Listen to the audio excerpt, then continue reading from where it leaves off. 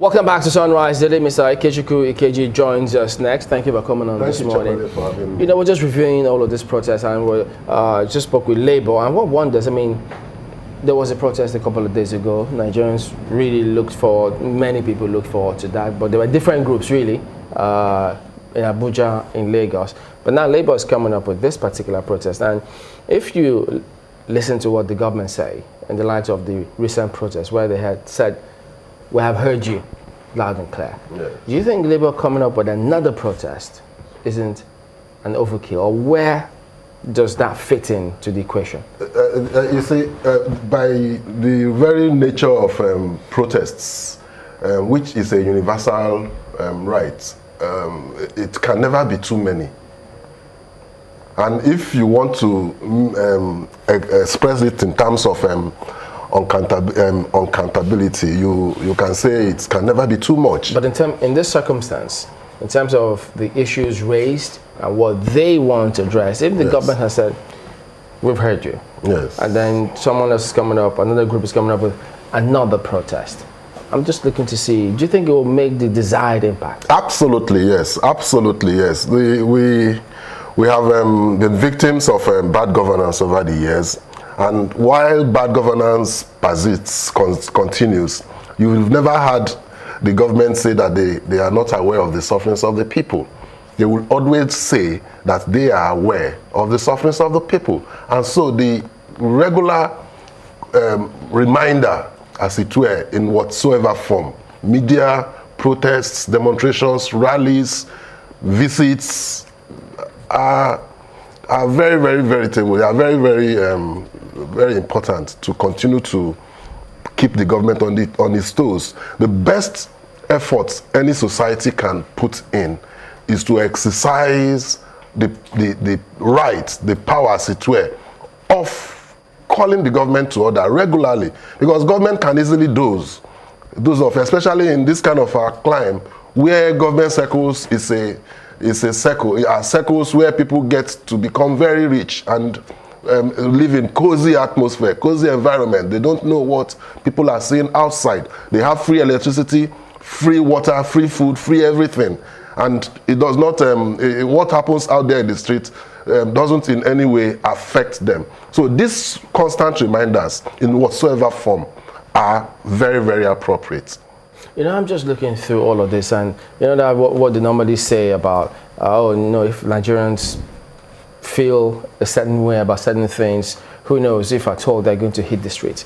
Do you think we're able to rise above all of those shackles that bind, perhaps nepotism, subjectivity, when people feel, are you protesting because no, this doesn't directly benefit or affect you? How do you see us rising above all of those issues and holding our leaders at every level now? Thank you. Very, very, very important question. The only way is to go back to the foundation of the country, the foundation of the nation. And that is where the question of self-determination, the question of the Nigerian question, the fact of having ownership, taking ownership of both the constitution and the makeup in its entirety of the Nigerian project. When people are involved, when people have become major stakeholders in what is happening in the society, it will be difficult for such protests to be something that you would always call for before government would do what they ought to do. Do we have the staying power to keep this up? If you don't need to have a staying power, that's the point I'm making. When you go back to the foundations, these institutions themselves will start taking care of themselves. We need to accept the fact that power and sovereignty has to go back to the people. The Nigerian society today does not give sovereignty to the people. The sovereignty does not lie with the people, because the constitution upon which the nation is being governed is not a constitution properly so said. It is a decree, as a matter of fact. The principle of self-determination is lacking in the constitution and in the foundation of Nigeria. When this kind of things in terms of self-determination exists in the fabrics of the makeup of the society, it will be very easy for when citizens speak, the government will listen. Let's get Mark Bain. Do you think the instrument of protests as an instrument of showing displeasure has been overused? No, I don't think so. It can never be overused. I've made that point. It's a universally recognized right, especially where you find a prevalence of bad governance. Let's face the fact. Nigeria is inundated with bad governance. Nigeria, you don't have transparency in governance, you don't have accountability in governance, you don't have inclusiveness in governance. Even the littlest point of rule of law is we're still wanting. We are still wanting in that area. And so you cannot say that protests are getting too much. We must continue to protest. Most good changes in the world, especially political changes, and when I mean political changes, I'm not talking about political party changes. I'm talking about systemic changes. Political system changes happen after good protests, after series of protests. So what do you think about the timing of what NLC is doing today? It's absolutely timeless. I think that it is right. Perhaps the question may arise that why would they have waited for civil society to have taken the lead before they join in. But no matter how it happens, no matter the sequence it happens, it's the timing. You can't question the timing. Even if after they do theirs today, tomorrow, another group comes up tomorrow, let us continue to show that something is wrong in the society in whatsoever way that we can do. It's good, and that is what we call fundamental rights. It is very clean. It is a very clear principle that for you to get the best out of government, you must be able to be exercising your fundamental human rights. And those fundamental human rights is being expressed today by this protest. And what Labour is going to do is to buttress the point that continuous sensitization, continuous reminder to the government that things are not going on well is the key to keep the government on its toes. And if any other group tomorrow joins with Labour and does what Labour has done, so be it. The more, the merrier. The plentier protests, the merrier. And things will continue to change until we get to a final destination. But let the point of self-determination not be lost in all our discussion. Let us also go back to the point of saying, can we address the facts of Nigerian question, the fact of self-determination? We'll pick it up from there when we return in a moment. Don't go away.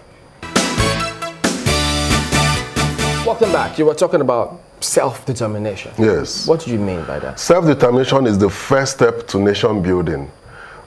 Self-determination simply means that, for example, let's use Nigeria as an example.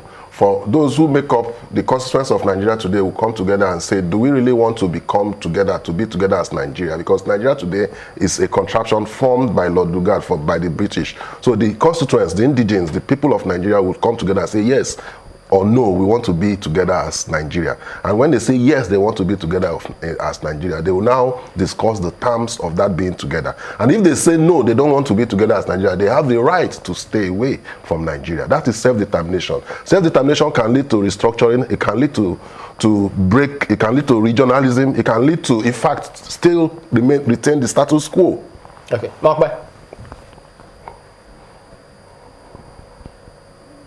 When I asked you that question about protests being overused, I meant it in terms of novelty. In Nigeria, where a lot of protests, in some instances, people who protest are hired.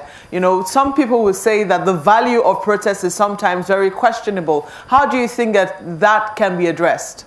Well, unfortunately, Nigeria has got to that stage where people now rent crowds to protest, and it is unfortunate. But that should not derogate from the importance of protest. Yes, it exists that people buy crowds, people pay crowds to stage rallies and protests and pretend as if they have genuine causes. However, that should not derogate from the fact that there are also genuine causes for protests. For example, let's situate it with what is happening in Nigeria today. There is hunger in the land today. There is rising cost of living. People are not getting their good income enough to match the rising cost of things in the market, and there are no jobs. No, people do not have means that they can fall back on to sustain themselves and their families. So these are real situations. These are real life situations that you can genuinely say people should and can protest for. But when you hire, it's a different question. That hiring is bad in itself, but that does not distort the fact that there are genuine reasons today to protest. What perception do you get looking at the role of the police in protecting lives and property when it comes to issues of protest? Yes, the Police Act gave the police the power to maintain law and order. The Public Order Act also gave the governor the power to, through the Commissioner of Police, issue permits for processions and rallies and protests. But that power has been seriously questioned by different decisions of the courts. The Court of Appeal in AMPP and IGP has declared that that provision of the Public Order Act that perhaps would have given the police the power to say before you hold any rally or protest, you should come for a permit, has been the court has declared it null and void. So you do not need permit by virtue of that decision in ANPP. All you need to do, perhaps, if there's a likelihood of conflict or violence, you need to notify the police and they will provide security. However, in another case, Chukwuma against Commissioner of Police, it involved two associations, two Igbo associations in Ilori, where they were struggling for venue and the authentic faction of that association. So it almost resulted in fisticuffs where they were almost fighting. In that situation, the Court of Appeal held that in such situations, you may need police permit. You may need police permit. So you have to look at the circumstances where there is actual likelihood of breakdown of law and order. You may need to ask the police to come and ensure that there is no breakdown of law and order. But that cannot be interpreted as to stretch it to mean that in every protest or rally anybody wants to undertake, that person should, or those groups should, go to the police for permit. Police permit is not a sine qua non. It does not derogate from Section 40 of the Constitution, because the Public Order Act has clearly been declared. It was an express decision by a court in that AMPP and IGP case. But in the Chukwuma Commissioner of Police, there was no express consideration of the Public Order Act. Mr. Kechukwu KJ, a legal practitioner, thank you for coming on this morning. Most obliged. Thank you. And we thank you all for watching as well, letting us be a part of your day today. We'll be back tomorrow. I'm Chamberlain Osa. So much firepower in today's program. I want to thank you for being a part of it. I'm Gemba Omar. Thank you. I'm Maokbe Ogun. Goodbye.